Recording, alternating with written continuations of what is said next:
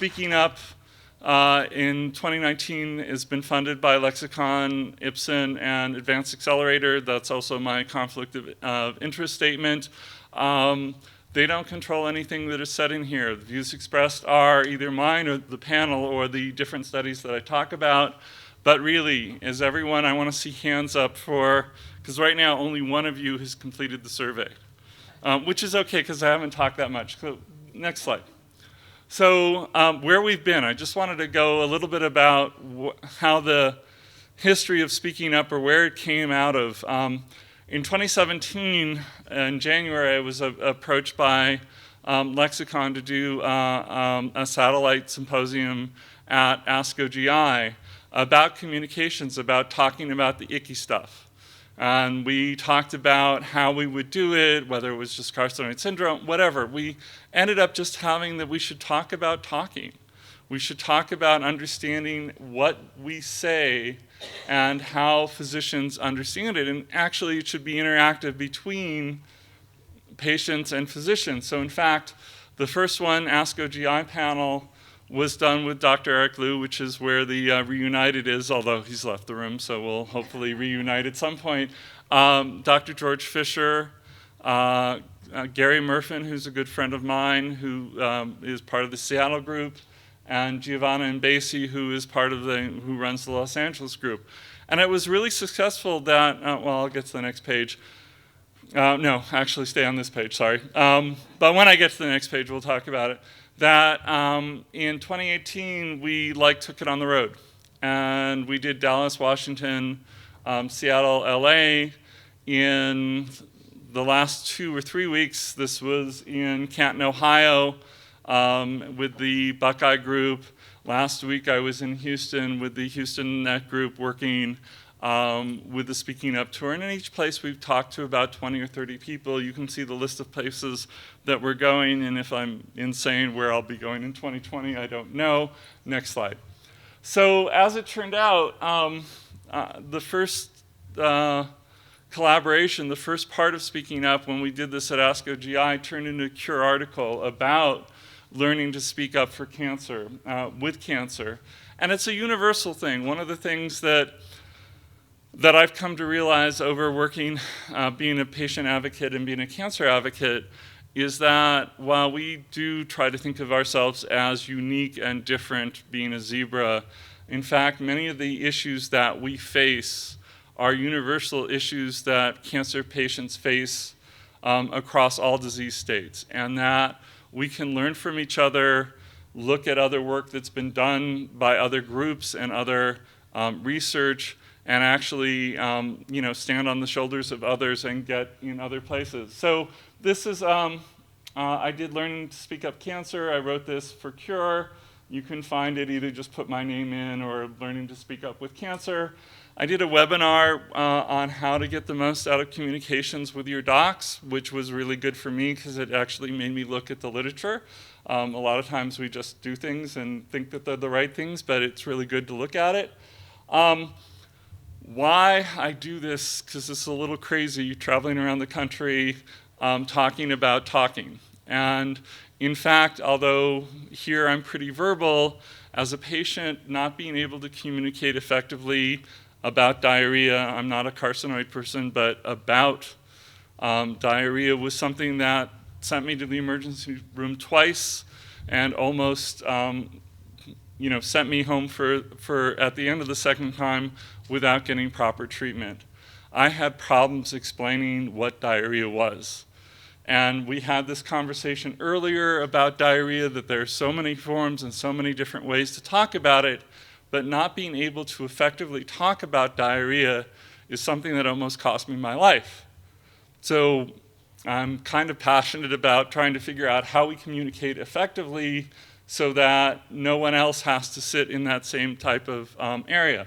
So for me personally, second time I was hospitalized, I was a non-functioning, which means I had no symptoms. I was a blind pickup. I was fine for a year, lots of disease, but no problems. And then I had what I thought was diarrhea. I thought it was diarrhea. But But I was controlled. My labs were normal. My electrolytes were normal. Nothing was abnormal for me. And I went on. I was biking 100 miles a week. I was doing metric centuries. There was really no problems. And I kept thinking, man, I got really bad diarrhea, but you know, I don't have accidents. I'm only going a few times a day. I tried to explain this to people, and they said, wow, your blood labs are good, your weight is good, you're doing really well. I do some volunteer work in many different areas. One of them was in malaria research. I was down in Uganda working on a medical record project. I came back. 2 weeks later, I had a blood test, and my potassium was 2.4, which rightly put me in CCU and put me in the hospital. They said, you know, you're having diarrhea? Yeah. Where you've been traveled lately? Oh, Uganda. Well, maybe you picked something up. They pumped me back full of potassium for 2 days. They released me with these big, you guys all know the big potassium pills. Yeah, the ones of you who've had potassium pills, you know they're pretty large. They pumped me back, and a week later I appeared again at 2.5, and this time I was with a hospitalist who looked at me and said, well, we're just going to pump you back up and release you. And he said, but you say you have diarrhea. What do you mean? And I said, well, I go twice a day-ish. He said, do you have any accidents? I said, no. He said, what's your volume? And I looked at him, and I kind of looked and said, is this like Spinal Tap 11? I don't know. What volume number am I supposed to be? He said, no, what's your output? Also one that I didn't have any relationship to having any conversation about. I had no idea how to even describe what output was. I couldn't communicate to someone who was very important in finding out what was going to happen next in my life. He said, you don't know how to measure your output. And I went like, you know, does anyone who's not sitting in this hospital know how to measure their output? And he handed me the hat. And he said, okay, here's the measurement. I see a few heads shaking on hats, so you guys understand output. Or maybe you understand. And he said, well, tell me how many liters you go, which again, I only look at that as a Diet Coke or a Coke bottle. And he said, you know, at the end of the week, come back or, you know, send me a note and tell me what it is, and we'll figure out what's going on with you. And I said, well, I do this on demand. And so I went in the other room and came back and said, it's 4.5 liters. And he said, well, we're actually going to just give you a private room and hospitalize you. And that's actually how I got treated and how I started down the road that I'm now, which is, I'm a VIP, but I'm not functioning, but I feel very functional as far as in life. And I don't have diarrhea, and it's interesting because when you're in that moment, you have language. I had my own language for what that was, but it's been 3 years since I've had any type of recurrence with that, and I'm losing my ability to talk the same way that some of you have about diarrhea. Oh, good, we're up to 14, so I've done enough of a monologue that you're up there. So what we're going to talk about here really is the symptom, you know, how to really describe symptoms. What are some of the challenging conversations that we have as patients and as doctors? And what are some of the tricks, and real-world experiences? And the reason that I went to that survey is that, in fact, we're going to use that as a basis of discussion. Next slide. So this is in every town that I do this. I usually have 1 or 2 docs and 1 or 2 patients. We're going to have 3 here today, but I think that's all good because they're all wonderful people. And I honestly don't know how this goes because it goes differently every place that I've done it. What we're going to do, I'm going to invite the panel up. Those of you who are on the patients, you want to introduce yourself so we know who's speaking? We start right here then. I'm Ann Farrell, and I'm a mid-gut NET, and I've had NET for about 10 years. Excellent. Cy? Cy Ball, not Bell as your slide says. Oh, sorry. But Cy Ball, and I'm Dr. Lou's patient, and I have PNET, which we only discovered 4 years in, but I was discovered in 2011. I'm Crystal Beckel, and I was diagnosed 12 years ago, and I have the mid-gut NET. So you guys answered a bunch of questions, and actually I like word clouds. I think they're helpful sometimes. This is the word cloud from this group right now. What is your biggest barriers? Which are, these are the questions come out the most. Not a specialist, getting information, doctors, doubt. But we're getting things like, I'm worried that I'm asking too many questions, that I'm having problems discussing my symptoms, my doctor's too busy. Are there any words in here that surprise you, Dr. Liu? You've done this with me once before. Is this the... No, I mean, this is the usual. This is the usual. I mean, this is the kind of thing that we see all the time, and these are the things that, but I think there's a lot more nuance to it, and it's actually a lot more complicated as to why these points come up, and I'm sure that'll come up in our discussion. Yeah, so in looking at that, one of the things that the big question is, do your doctors understand you? Do your doctors understand your symptoms? And in looking at this group, we have a great amount of patients, the majority, who feel that their docs understand their patients, but we're still looking at about 40% who are kind of quizzical. We've had this score of as high as 4.5 in some areas and as low as 3 points. So, Sai, when you were diagnosed, did you have a feeling that they knew what you were going through when you were diagnosed? Absolutely not. I was diagnosed, as many of us are, by accident, and they knew very little, seemed to know very little about this disease after a month of looking it up myself because I am a geek. I felt I knew more than the doctors. And also, the clinic hospital I was with was evidence-based medicine, right? So they didn't believe in anything that wasn't on their checklist, which meant they didn't believe in anything about neuroendocrine, because there was nothing on the checklist other than Sandostat. So I felt totally misunderstood. It was 4 months later that the head of our Colorado support group found me on an online support group and said, come visit with me. And I became part of the support group here, and I finally began to understand that there were other people and they were just like me. My first diagnosis was IBS, and that was probably 4 years before I was diagnosed. My second diagnosis was stage 4 ovarian cancer, which fortunately it wasn't, but that kind of was a shock. And then finally I was diagnosed with the neuroendocrine tumor. So. And Anne, how about with you, with your symptoms? How do you, were they understood by your docs? Do the docs understand as your symptoms change?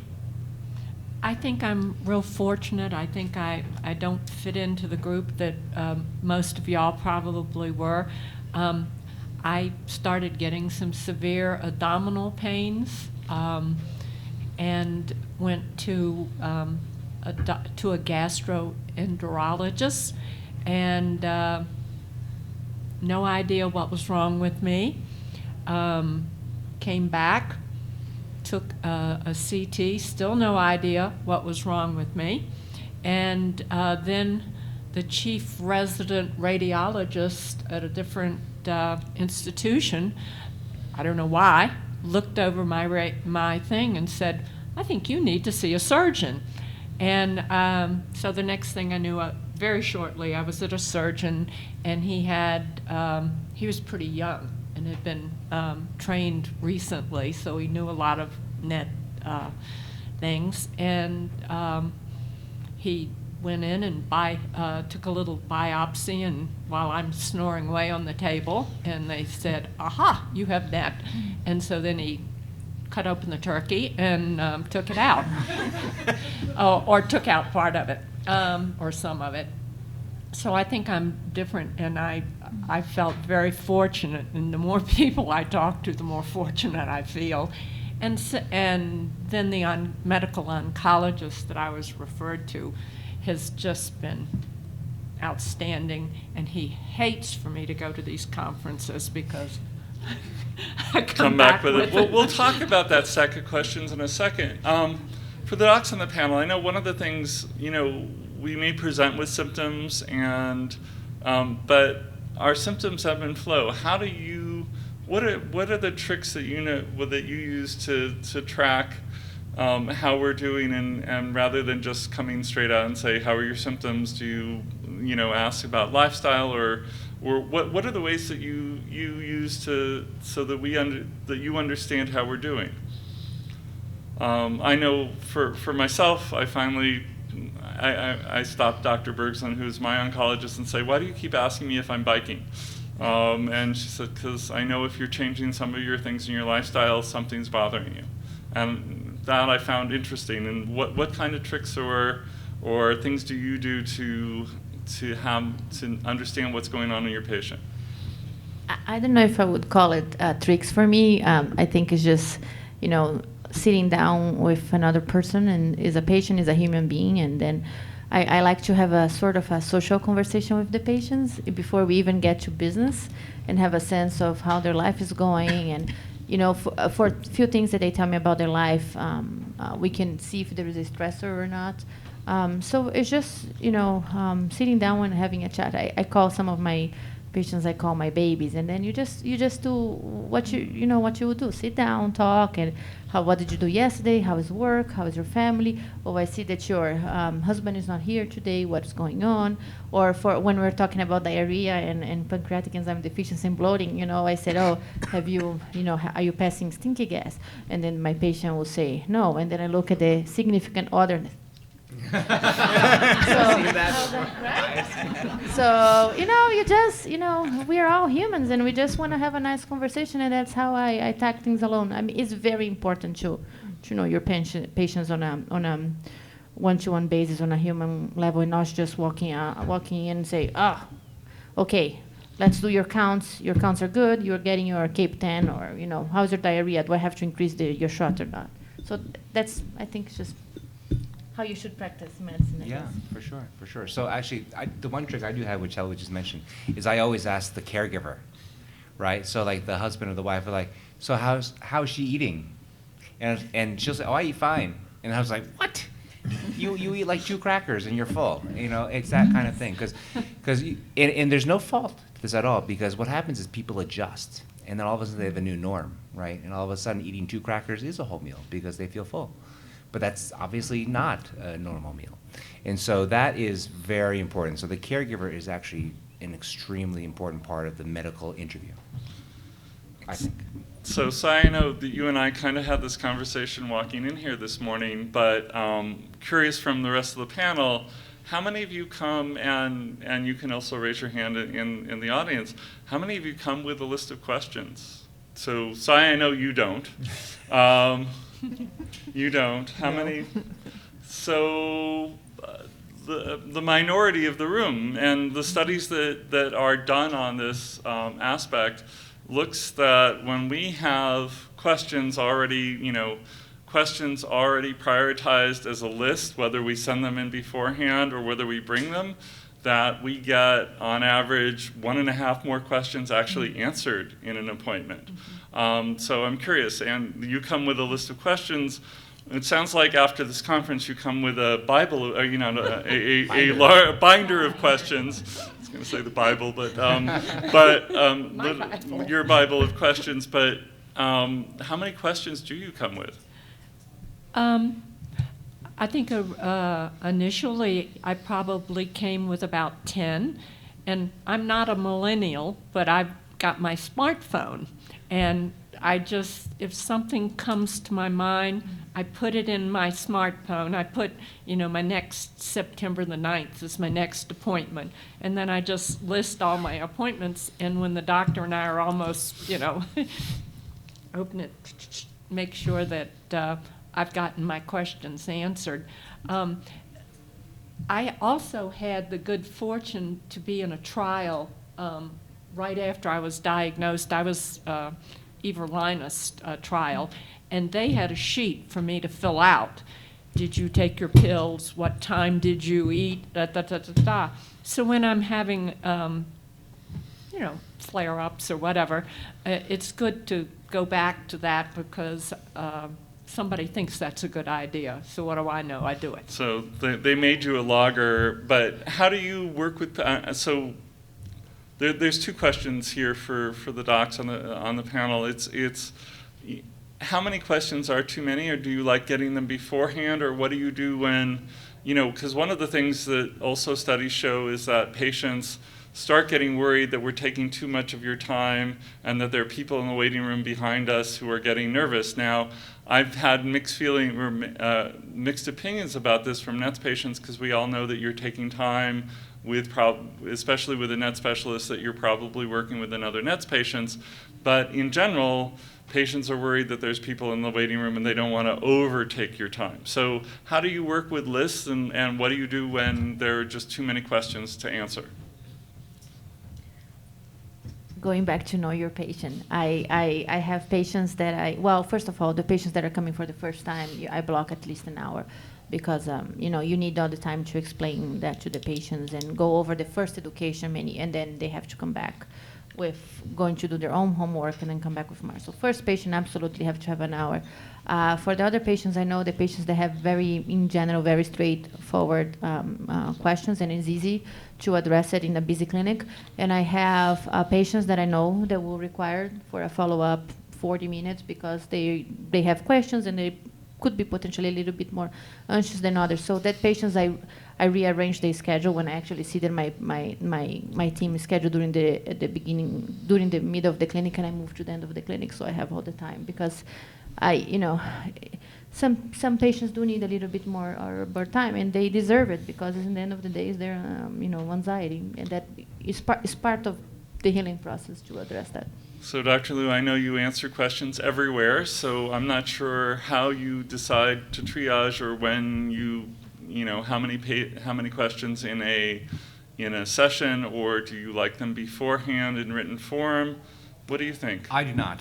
So this is what I do. So I just ask them. I just say, hey, do you want me to answer your questions now, or do you want me to start talking? And 90% of the questions they ask are just answered, but when I start talking. And then they get the context, because a lot of times they ask random questions like, well, what does the Ki-67 mean? Well, then I explain, it's part of the spiel. And so once they start to understand it, and a lot of these are in videos and things like that I've done.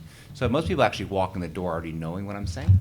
And so it actually is, it kind of just helps them. And then the other thing too is, so I have an unusual practice. So a lot of patients will fly in, right? So, they will come with their whole, this gigantic list of questions. And, they'll have seen people and they get confused. They've seen multiple doctors. They say have multiple, things. And I'll just tell them, let's just go over your concerns. And then I leave it up to them. And so what I always tell them is that, look, I'm here to serve you, right? I'm not here to tell you what to do. I'm here to serve you. So if this is what works for you, by all means. If you want me to just talk, let me just talk. It's up to you. And so it's a give and take, really, for me. There's two things that kind of brought out on that. First of all, there was a University of South Carolina study that looked at the amount of time before in a patient visit that it takes before the doctor speaks. Can I interrupt you? I'm sorry. Excuse me. Exactly.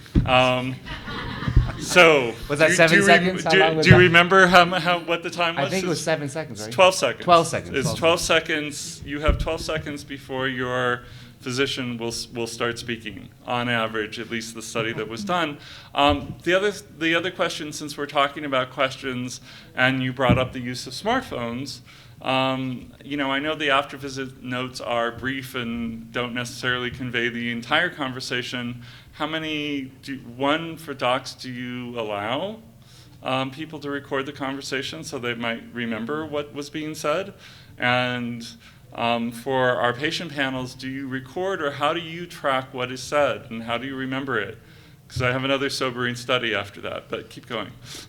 Oh, I let them do it all the time. Yeah, you're fine with recording as long as they ask beforehand? Yeah, as long as it's being asked, recording the voice. The video, I'm not. Yeah. But yes, and I make them promise that I'm not going to share on social media. Yeah. It's private.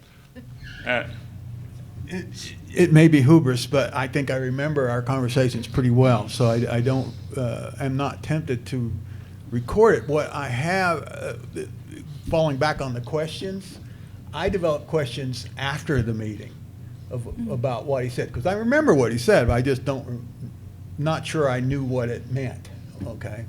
Now, because I'm a geek, I'll look it up before I worry about it.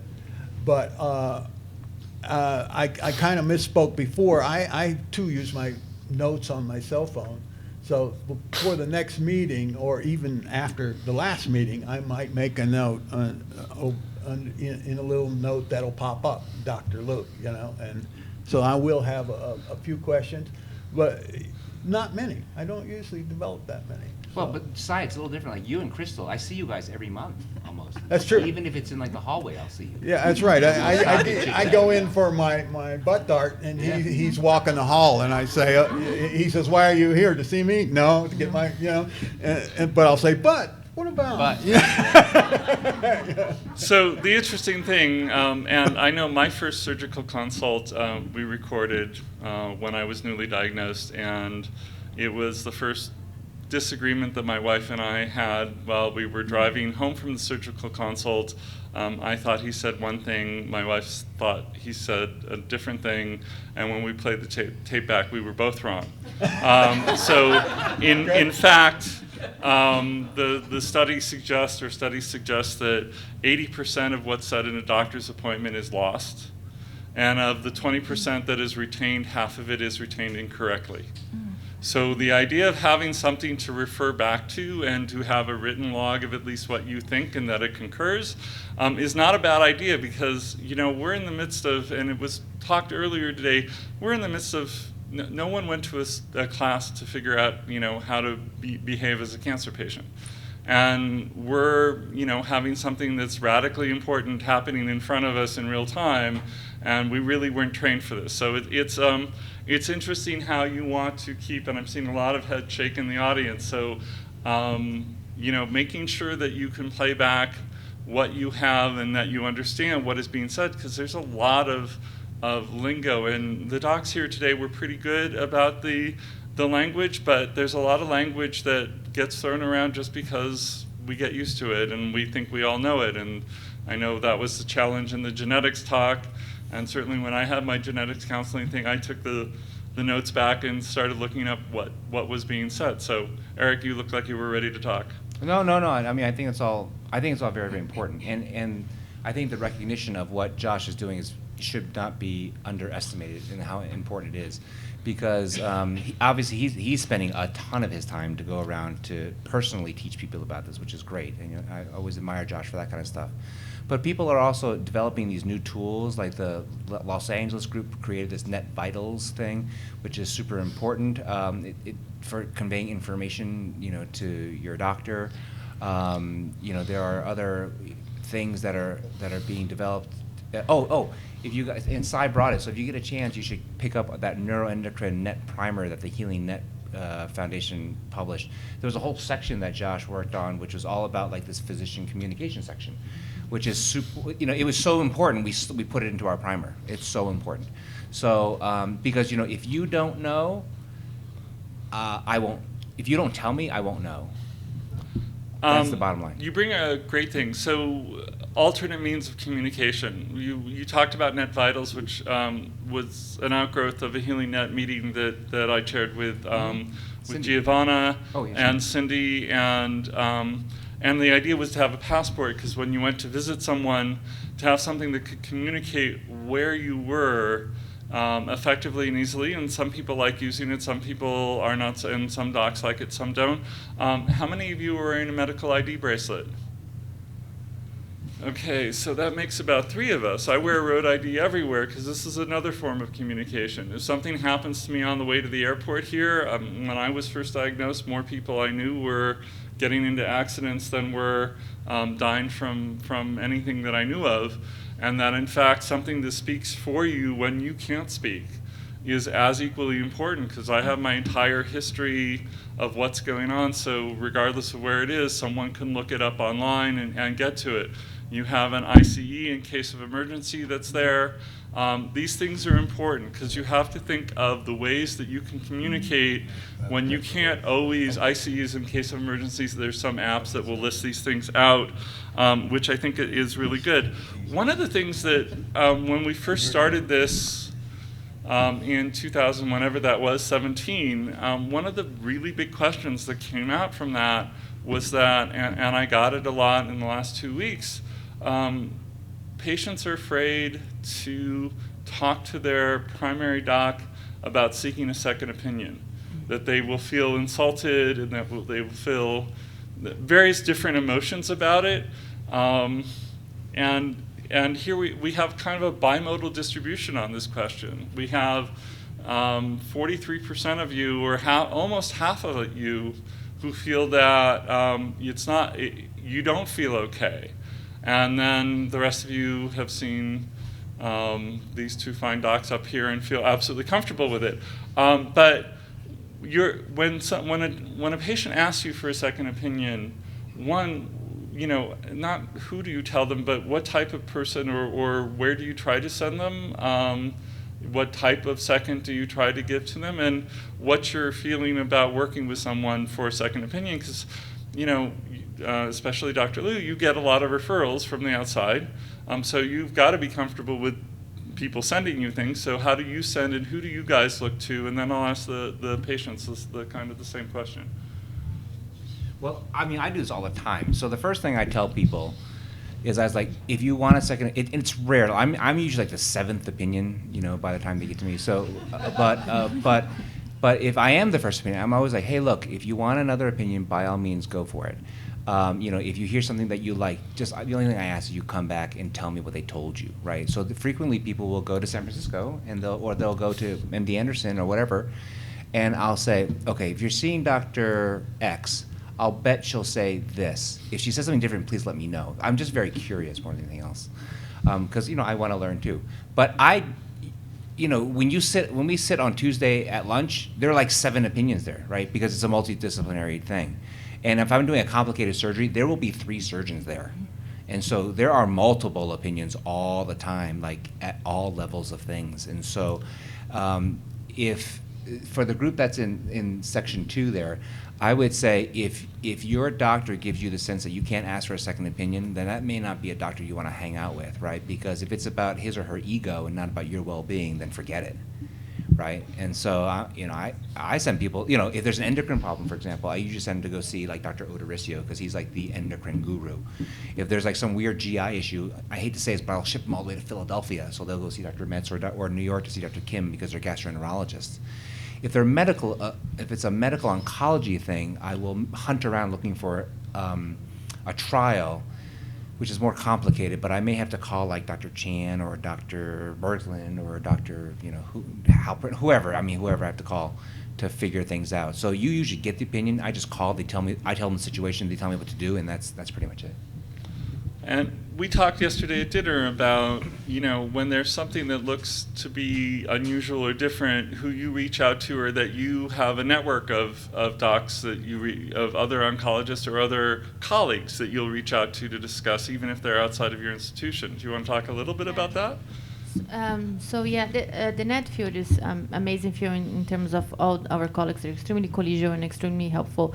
So if I have a question, if my patient wants a second opinion, and for whatever reason he or she cannot go to a second opinion, I have no problems in calling colleagues and discussing the case.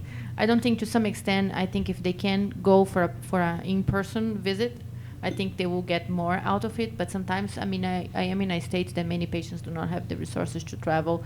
So, I often call Dr. Strasberg, who was my mentor at Moffitt, when I have a complicated case, to brainstorm with him. I have sent patients to Eric when I think someone needs a second opinion and potentially surgery. So there's no better field to me to be than NETS. It's such a good community of physicians. Yeah, super. It's super. Any of the patients, have you felt challenges when looking towards a second opinion? My first doctor didn't Try like to use the... Oh, sorry. otherwise Yeah. they get My upset. first oncologist didn't like the idea at all. And- I went and picked one myself. She wouldn't refer it. So, and she got an opinion she did not like, but I got the surgery that actually I think saved my life because of that. So, you know, it's a good thing to do if you have to do it. I'm sorry the doctor didn't like it. Crystal?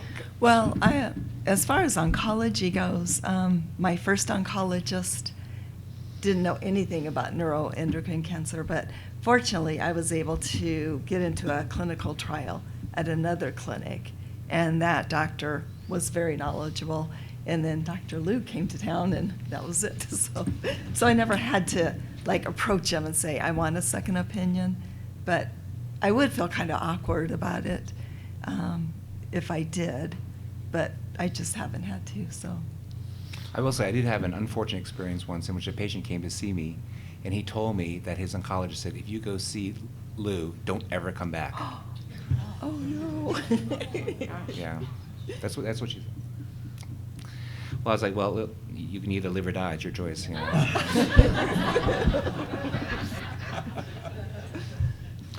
Well, my doctor's very open to second opinions. In fact, when I come up with something that he's scratching his head about, he's sending me here and there. I think I've had quite a few tests. But I wanted to put one plug in. When I first met Eric, we were at a Net Research Foundation conference in Stanford. Stanford. Stanford. Right. And while we were there, there was my hospital had not been able to take out my main tumor. And so I heard a surgeon, Dr. Norton, talking during the doctor's panel, and I said to my husband, that guy says he can do what, you know, I need. And my doctor was very open to it. And so I, you know, if anything, if I need some surgery now, maybe I don't have to go to Stanford. But yeah, I think that these cancer support groups, you learn a lot, and you learn which doctors will listen if you think that your doctor's not listening.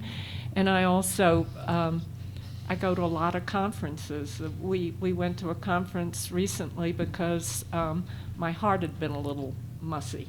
And two of the doctors from New York were talking at a conference, so we went to hear them because I think, well, I better start figuring all of this out. Mm-hmm. So I really recommend the conferences. I think you learn a lot.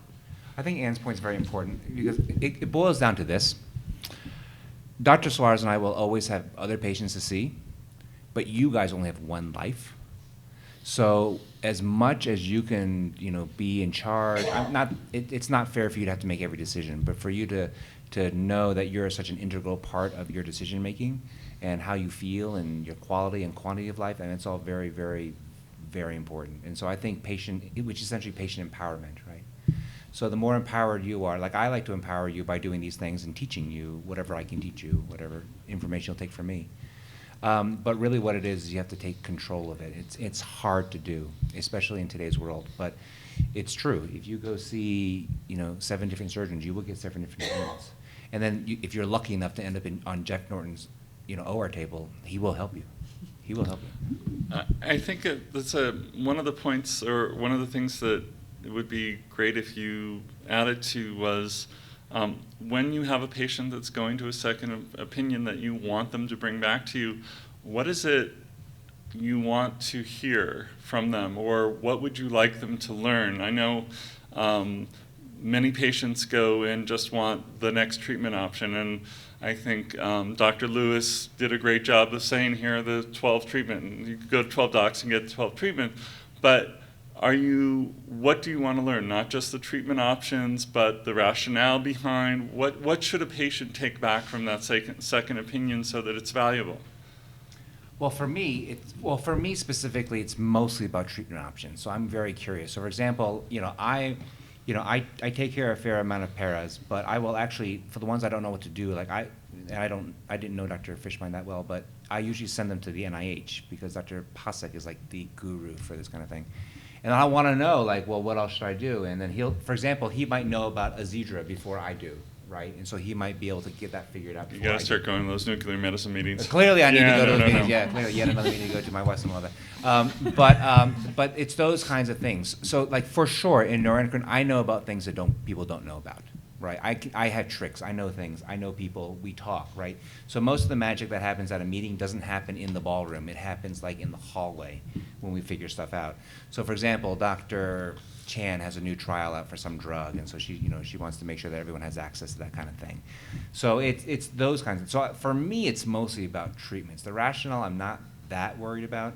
Sometimes they will tell me about another trial that's going on. Sometimes they'll say, in my experience, I've tried this and this has worked pretty well, and that's valuable. So I'll take whatever information I get, that can help me and help you. One of the things we can look at this next question, which we've kind of gone over a little bit. It does look like most of the patients in Denver certainly feel that they have enough time to discuss their symptoms with you, with the docs that they're seeing around here, which sounds correct from what we heard from the panel. One of the things that you and I have talked about on various different points, various different times, especially with surgery, is understanding values and goals. How do you elicit that conversation, and how do you draw patients, and how do patients tell you their values and their goals before, so you can better understand what type of not risk, but whether to go into a surgery or a specific treatment? Well, the challenge of that is usually people have heard multiple opinions by the time they get to me, and so it can be it's sometimes a little difficult to cut through all that stuff. So you have to explain the rationale, you have to explain the disease, and it kind of just starts with explaining the disease. It's nothing different than what I told you this morning. All right, I mean, I'm pretty consistent with the spiel that I give. And so, but you have to tailor it to whatever the person needs. So there are times when people said, but Dr. Liu, on your video, so you got to cut it out. I'm like, I know, it's true. But in fact, sometimes you don't cut it out because the risk is too high or the benefit is low and stuff like that. And there are times when people have left me and gone to other doctors and had other kinds of surgeries, and it's turned out great. I'm like, oh, thank gosh, it turned out great. I'm very quite pleased because sometimes I get nervous about a very difficult, complicated operation, and because I don't control it sometimes, right? Even if I do an amazing operation, things can turn out bad. Or I can do an operation which is not so great, and the patient can do great. It's almost a little bit out of my control. I mean, don't get me wrong. I try to do my best with everyone. Okay, let me clarify that. And most people really do quite well. But the reason they do quite well is because we have a system and a machine going. But I mean, all those things. A lot of it just comes from the patient. So I deliberately. So Josh's point is very clear. I try very hard not to disrupt someone for like a good several minutes while they're talking. And that's mostly so I can get to know them. And then usually these things come up on their own. It's organic. So I don't have to work that hard to like elicit these things from people because that's what they want. It's on their mind. It's what they want to talk about. Since I got a question in from Facebook in real time, this is a road ID for those of you who are interested. You can go to roadid.com to actually do it. They don't do anything for NorCal CarciNET, but I use them, and every person who's ever ridden in a bike race, whether it's a friendly or anything, wears this instead of having an ID on them. They're really good. They're easy to wear, and they have all sorts of different things. All right, this is the last question, and Sai, you probably do track it in your head. I will say this is the highest ever of use of a mobile app that I've had anywhere. So this is interesting. In my head usually wins. Using a mobile app is usually under 10% or 0. Everyone in here other than Anne never has symptoms, which is pretty impressive. Can I say? Sure. I tried both a notepad and a mobile app. I love my computer and my phone, but I hated the app. I just did not like it. No, Yeah. What mobile app? What mobile app did you use to track? I think the CCF one, Carcinoid The Cancer CarciNET Care Foundation. Foundation, ACS, American Cancer Society has it. I've been curious because there's a lot of money going to develop mobile apps, and I just haven't really seen people gravitate and stick to them yet. I know certainly in diabetes care, it's almost a religious thing to track via the app. And so I don't know why it hasn't caught on great in our world, but so the challenges, of course, and this could play a couple different ways, but now I can't remember who in the panel earlier or who earlier in the day was describing how to track the color and the consistency and taking pictures of your poop. But this is important, right? When we discuss diarrhea, knowing what it looks like, how the frequency, what it felt like,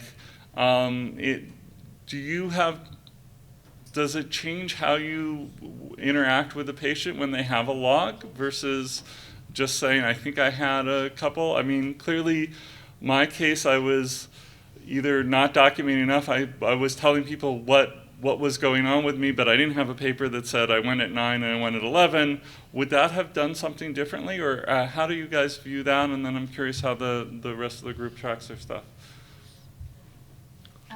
For me, it depends of how good of a communicator the patient is. If someone is, knows exactly, and then I don't need that. But some patients really don't know how to express themselves. So that's when I ask to come back in 2 weeks with a diary with all the things that they have eaten, all the diarrheas, all the bowel movements, the medications, and things like that. It really depends of again, going back to knowing your patient. Right, that's actually super important, because there are people who say, oh, I'm fine. And then you say, oh, come on, tell me what's going on. And then they will tell you, or that's when you go to the caregiver. So you can get that information from other sources as well. And don't forget the nurses. On The the infusion nurses. center, Oh, yeah. they really know the patients, and they will call you and they will tell you what's going on sometimes, because you guys open up to them more than you open up to us. I know, it's true. There's an app specifically for NETs, but I can't remember the name of it. There's at least two. Is there that- two? Yeah. Because What's I the other was one? using one, What? but that's when I was ACS. having a lot of What? symptoms. The ACS one is the second one? No, there's a different. I can't remember who I has can't it, think but of, because I have used it in the past. Yeah, there was a diary that you. Yes. That I participated in Yeah. about 3 or 4 years ago. Yes, It seems like. exactly. And there was an app, and it showed all kinds of little groups and. Uh-huh. Yes, Yeah. and little how you feel and. well, certainly. I mean, if you were on Uh-huh. the Telotrestat trial, that was one that had an app that was generally considered a great app for those who were on the trial, but it never saw the light after that. Sai, how do you, or Ann? I think maybe, I don't know where I signed up for it, but when I was taking octreotide, the company sent me a little paper one, and it had little stickers. I had to keep it out of my grandchildren's hands, and well, they thought those poop pickers I were actually really cute. think I think you can get it right outside. I think there's yeah. It's available here. You can get some more poop stickers here if you need. So tracking. This comes back to tracking. Know the questions you want to ask. Figure out. It was very interesting last week in Houston. Dr. Halperin, one of his basic things was when it's important enough that it rises up that you can keep repeating it. More than a log, I know that there's something I've got to take care of, and so he was very. He wasn't. He wasn't as worried that you didn't have a log. It's that you needed to be able to relate to him, what was going on that might change your life, and that he needed to look at. Having a log, of course, would help for some of the patients as well. Is there any last thoughts? We're wrapping up at by 4. I promise to get everyone out of here, or at least so they can talk to each other.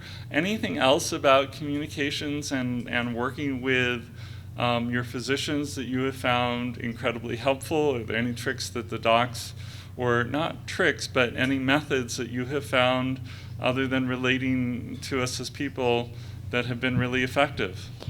I think my doctor receives emails, and if he's in Switzerland for a conference, I get an answer.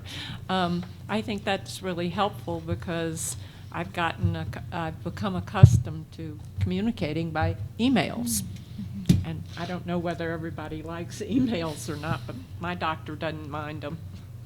So that's, again, know your physician and know your patient of whether that's okay or not, because some people can get overwhelmed with that. Any other tips or tricks or ideas? No, I think many of my patients have my email just because I think it's easier for a few things. Obviously, anything that's a very elaborated answer, I can do it by email. I say if it's going to take me more than 5 minutes to type or something, I'll probably bring you for a visit or a phone call. I type with actually 2 fingers, so it takes me a lot of time to type back. But for real quick questions, it's perfectly fine. Email communication, also not for emergencies. Once in a while I have a patient that email me, I have a fever of 104. What should I do? And I was like, oh, you can't do that by email because you're supposed to be going to the ER right now. You're under chemotherapy. So anyway, email is fine as long as you establish that trust with your physician. And one thing that I really wish we had better, and I ask my patients, and unfortunately I'm still working on getting a better system, is I wish all the healthcare providers that take care of my patients will talk to each other, and that there was a centralized way of having that, because the notes, you can send a note and the note doesn't get it. So that's one thing that us as physicians, we need to have a better way to communicate to each other, particularly when physicians are in different systems that you cannot communicate electronically. And I don't know when this will be fixed. Other than if I have a question for Eric, I can pick up the phone and call him. But many physicians that take care of our patients, we don't know on a more personal level that we have their cell phones that we can do it right away. Funny enough, now sometimes I'm communicating quick things that are not they're not violating HIPAA through Twitter Messenger. Yeah. The direct messages. I mean, one of the reasons that NetVitals was developed was that going in between docs who are on different electronic medical records and needing to give them, here's where I am at the moment in an easy way, that was one of the reasons that we were interested in developing it. Some of us see doctors not only in-state or across-state, but across countries, and that it's really important to be able to communicate and keep them all together. Sure. Any final words, Sai? Well, I have a different oncological problem, so I see a different clinic and a different doctor, but that clinic uses a good portal, and I know when I put something in that portal, I'll get a response quickly, and I know they'll contact the doctor quickly. That is of great value. I wish everybody had something like that. Email is too slow. If I have that intense a question, I need to get a quick response. Email is not necessarily going to work. I love you, Dr. Lou, but you don't always read your email. I don't ever read my email. Crystal, any last thoughts? I think it's always nice to have a good rapport with the nurse also, because I don't feel like I'm bothering the nurse so much if I just have a question. And then they can direct me, oh, yeah, well, let me talk to your doctor about that, or, so that's always nice to have that communication too. So I know it's hard to sit on a panel just talking about talking and talking about talking. But I want to thank all you guys for doing this. I'm not sure you knew what to expect when you walk up here, but we filled 45, 50 minutes of very meaningful conversation, and I saw a lot of heads really shaking in the audience. And with that, please give this panel a round of applause.